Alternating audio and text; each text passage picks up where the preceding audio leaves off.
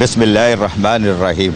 आदाब अर्ज़। मैंने परसों आपको बताया था कि महकमा एंटी करप्शन हमारी आंटी जो है वो मर्द बन चुकी हैं और फुल फ्लैश काम कर रही हैं, लेकिन इसमें कुछ मुझे डाउट है। उनकी इस तरह की एक्टिविटीज़ जो एकदम तेज़ हुई है ना, इसमें मुझे डाउट्स है, अभी नहीं बताता।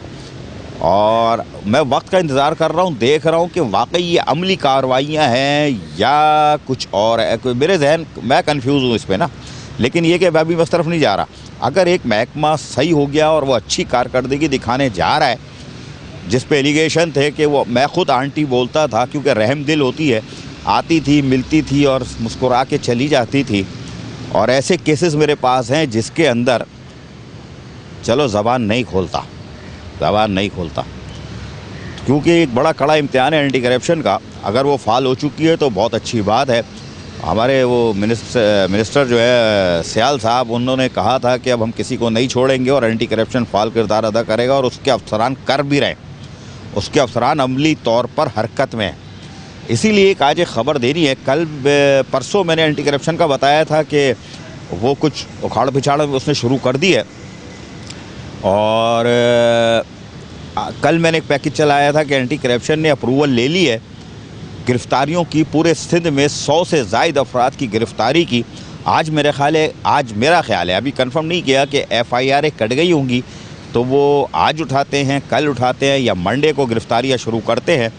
लेकिन उसमें सिंध में जहाँ असातिज़ा हैं और दीगर डिपार्टमेंट है, उसमें हमारी बल्दिया उज़्मा कराची भी है, और बल्दिया उज़्मा कराची पे एंटी करप्शन का हाथ जो है बहुत हल्का है। अभी जो नाम मैं आपके सामने पेश करूँगा जो एंटी करप्शन गिरफ़्तारियाँ करने जा रही है, उसमें कुछ गलतियां भी हैं, वो भी बताता हूं, और उसमें कुछ खुशनसीब हैं जो बच गए हैं, वो भी बताता हूं। कुछ नाम ऐसे हैं जो निकलवा लिए गए हैं या क्या है मुझे नहीं मालूम, लेकिन ये कि कुछ गलती से भी डल गए हैं। जो मर गए हैं उनका भी नाम है। तो ये सारी तफसील देता हूं, लेकिन मैं फिर बताऊं कि एंटी करप्शन के जो आज के अफसरान हैं, जिस तरह वो जो अपनी तनख्वाहें लेते हैं उसका हक़ अदा कर रहे हैं, और अगर ये चलता रहा सिलसिला तो डिपार्टमेंट मेरे जो है वो सही हो सकते हैं। क्योंकि डिपार्टमेंट का सही होना इसलिए ज़रूरी है कि वो सही होगा तो सबसे पहले मेरे मुलाजमीन जो है, जो फायरमैन बैठे हुए हैं, वो बच जाएंगे, रेस्क्यू वाले बच जाएंगे, जो डॉक्टर्स हैं, पैरामेडिकल स्टाफ है, वो बच जाएंगे, मुलाजमीन बच जाएंगे। उसके बाद कराची की तरक्की का आगाज़ हो सकता है। और ये अभी मैं और भी ज़बान खोल सकता हूँ, लेकिन नहीं खोलूँगा। लेकिन मेरा एजेंडा है कि मेयर कराची चचा वसीम अख्तर जो है, हमारे चचा को उंगली पकड़ के आखिर वक्त तक मैं सीधी राह पे लाऊंगा और उनको फिर वाज़ेह तौर पे बताऊंगा कि आप इस शहर में सुरखरू हो सकते थे 12, और एंटी करप्शन के महकमे से भी मदद ली जा सकती है, जो इस वक्त बहुत कलीदी किरदार अदा कर रहा है, फास्ट है बिल्कुल। एंटी करप्शन का एक इजलास हुआ और उस इजलास में उन्होंने बाकायदा अप्रूवल ली कि साहब ये करप्शन हुई है और इसको सद्देबाब के लिए हमें गिरफ़्तारियाँ करनी पड़ेंगी, जिसमें 100 से ज़ायद गिरफ़्तारियाँ हैं, और उसके लिए उनको बाकायदा इजाज़त मिल गई है। और इजाज़त मिलने के बाद एंटी करप्शन के अफसरान फ़ाल किरदार अदा कर रहे हैं। छोटे मोटे केस तो वो वैसे ही देख रहे हैं, लेकिन ये जो कार्रवाई अब करने जा रही है एंटी करप्शन, ये एक बड़ी कार्रवाई होगी, और ये एक बड़ी कार्रवाई होगी। इसके लिए यार एडिटर साहब, बड़ी गुस्ताखी, माफ़ अगर आपको बुरा ना लगे और आप जहमत कर लें, तो वो जो कल फुटेज भेजी थी कि बेचारा वो म्यूनसिपल सर्विसेज का बंदा स्प्रे वाला का था, शायद फ्यूमिगेशन का था, जिसने गरीब आदमी ने किसी से कहा होगा नौकरी दिला लूँ, कि पैसे तो है नहीं ना, बड़ी तनख्वाही नहीं मिल रही, तो आदमी मुलाजिम मेरा करप्शन पे ही जाएगा, और वो गिनती में आ गया और उसको गिरफ़्तार कर लिया, लेके आ रहे हैं। फिर उसे वो वाली फुटेज चलाते रहे ना, ताकि स्क्रीन पे वो देखते रहें। लेकिन अभी भी अफसरान को खौफ नहीं आ रहा है, बहुत सारे अफसरान बचे हुए हैं, उनको खौफ नहीं आ रहा है, कुछ नहीं होता, तो वो कह रहे हैं एंटी करप्शन नैब को तो हम मानते ही नहीं हैं। खुदा की कसम, ये अल्फाज क्या, आसमान के नीचे खड़ा हूँ, खुदा की कसम, बहुत बड़ी कसम होती है, वो खा के बोल रहा हूँ कि वो कहते हैं कि नैब एंटी करप्शन से हम नहीं डरते, बल्कि तो रेंजर्स का भी नाम इस्तेमाल किया था। लेकिन अल्लाह माफ़ करे, अब शायद डर रहा हूँ, पता नहीं डर रहा हूँ, और वो जाने इदारे जाने, लेकिन इदारे उस तरफ नहीं जा रहे। वो अफसरान जो पैदागीर हैं अभी तक बचे हुए हैं। ये फोटेज आप देख रहे हो स्क्रीन पर चल रही है। लेकिन अब मैं आपको बताता हूँ कि एंटी करप्शन ने जो अप्रूवल ली है, वो ली है स्पोर्ट्स कम्प्लेक्स के हवाले से। जो कश्मीर रोड पर स्पोर्ट्स कम्प्लेक्स है, उसमें जो उन्होंने कहा कि जी आप गैर कानूनी तौर पर एक्टिविटीज़ कर रहे थे, और यकीनन कर रहे थे, और उसके अंदर वो शर्जील मेमन जब एक्शन में आए थे 2014 में वज़ीर बल्दियात, तो उन्होंने वहाँ बड़ी तोड़फोड़ की थी, तो 2014 में वो एक्टिविटीज़ रुक गई थी। उसका बाकायदा लेटर जारी किया गया था तो यार ये फोल्डेज हटाओ ज़रा, वो लेटर लगाना जिसमें KMC के कराची मेट्रोपॉलिटन कॉरपोरेशन ऊपर लिखा हुआ है, मेरे ख्याल है 9 सितंबर 2014 का है, जिस पे उन्होंने बताया गया है कि हमने एक्टिविटीज़ बंद कर दी थी 2014 में, और वो अफसरान क्या है इंग्लिश में वो ज़रा रोक के चलाओ ज़रा। हाँ, सफ़ेद वाला लेटर, हाँ, ऊपर कराची मेट्रोपॉलिटन कॉरपोरेशन लिखा है। मुझे पता है तुम्हारी इंग्लिश मेरी इंग्लिश दोनों एक जैसी है, वो ऊपर पढ़ लिया करो ना, इंग्लिश फिल्म जैसा TV पे देखते हैं, हाँ, आखिर में समझ में आ जाती है। तो ये लेटर आप स्क्रीन पे देख रहे हो, ये KMC ने लिखा था कि साहब नहीं, हमने वो तो ख़त्म कर दी थी 2014 में, लेकिन उससे पहले वहाँ पे पैदागिरी चल रही थी, बड़ा टाइट था, और कैटरिंग सर्विस को भी दिया गया था। लेकिन अब एंटी करप्शन ने कहा है कि हम उन अफसरान और कैटरिंग वालों के ख़िलाफ़ भी कार्रवाई करेंगे, उनकी भी गिरफ़्तारी के उन्होंने मंजूरी ले ली है, और गिरफ़्तारियाँ शुरू हो सकती हैं। इसमें जो पहला नाम उन्होंने दिया हुआ है एंटी करप्शन के लेटर में, ये स्क्रीन पे लगाना यार, नाम जिसमें बहुत सारे हैं ना, हाँ, इंग्लिश में जब मैं नाम पढ़ूंगा तो पहला लफ्ज़ D से है, वो लगा लेना, अब समझ में आ जाएगा तुम्हारे, तुम लगा लोगे। तो इसमें पहला नाम है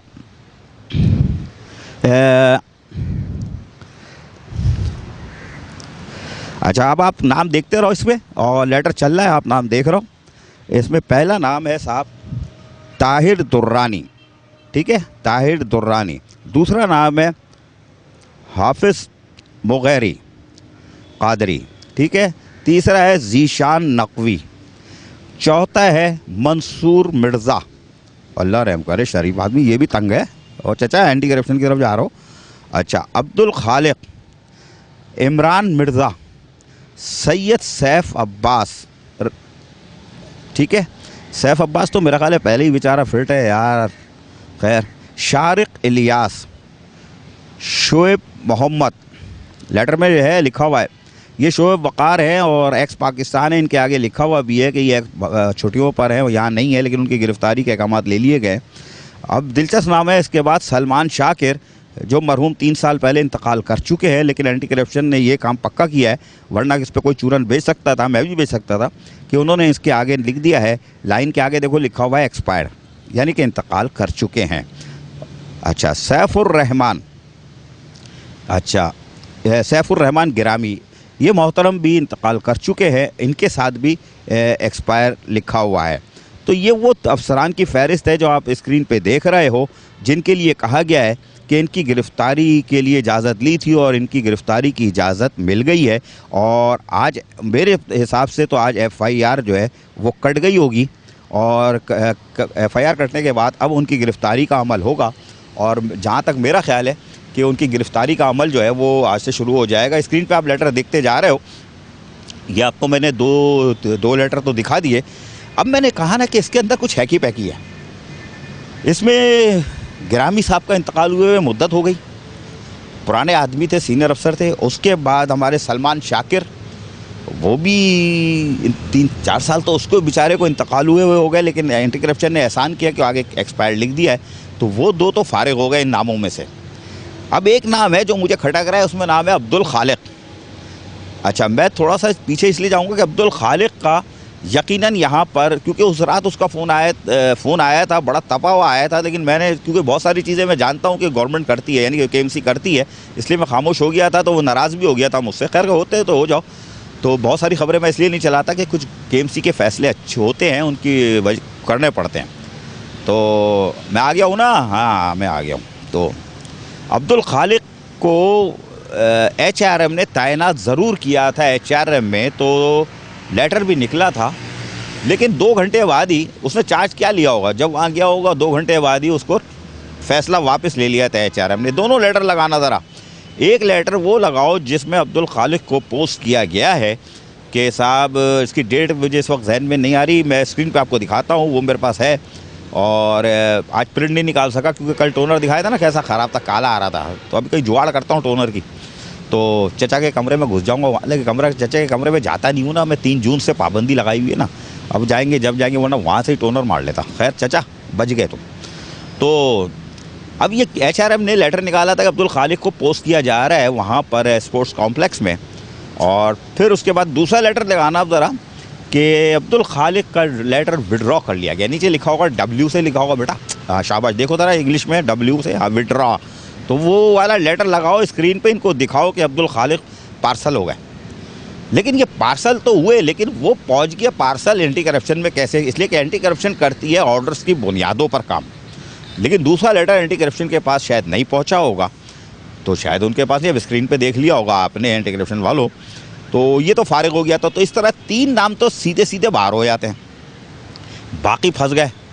मंसूर काजी की पोजीशन बड़ी अच्छी है, थोड़ा सा उनको ईमानदार कहा जाता है और वो इदारे को नुकसान भी पहुंचाते हैं। आज खुल के बोल रहा हूँ कि वो काम करते हुए डरते हैं, नहीं फंस जाऊँगा। हाँ, मैं खुला बोल रहा हूँ, वो थोड़ा डरते भी हैं कि यार काम करूँगा फंस जाऊँगा, हिसाब देना पड़ेगा, लिहाजा जैसे चल रहा है चलने दो। और इस पर एक पूरा प्रोग्राम करने जा भी रहा था मैं, ये लेटर आ गया एंटी करप्शन का, वरना मंसूर काजी साहब का भी बताने जा रहा था मैं आपको। बहरहाल तो ये चौथा नाम भी शायद विड्रॉ हो जाए।